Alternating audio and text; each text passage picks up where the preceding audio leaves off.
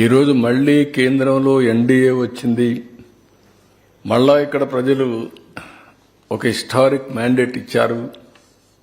దీంతో కేంద్రంలో కూడా మనకు పనులు అవకాశం వచ్చింది. వాళ్ళు కూడా ముగ్గురం కలిసి ఈ రాష్ట్రాన్ని మళ్లీ పునర్నిర్మాణం చేస్తామని, రీకన్స్ట్రక్షన్ చేస్తామని స్పష్టమైన హామీ ఇచ్చాం. ఏదైతే పెండింగ్ లో ఉండే ఈ ప్రాజెక్ట్ ని నేను ఫస్ట్ టైం పోయినప్పుడు చాలా స్పష్టంగా ఎక్స్ప్లెయిన్ చేశాను. 2 సార్లు ప్రధానమంత్రిని కలిశాను, 2 సార్లు వాటర్ రిసోర్స్ మినిస్టర్ని కలిశాను, 3 సార్లు నేను ఫైనాన్స్ మినిస్టర్ని కలిశాను. మొత్తం ఎక్స్ప్లెయిన్ చేశాను. మంత్రులు వెళ్లారు, మా డిపార్ట్మెంట్ వెళ్లారు, అందరూ కలిసి మాట్లాడారు.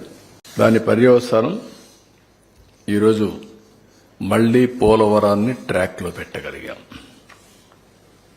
ఇప్పుడు ఒక ఆశ, ఇది పూర్తవుతుందని ఒక నమ్మకం.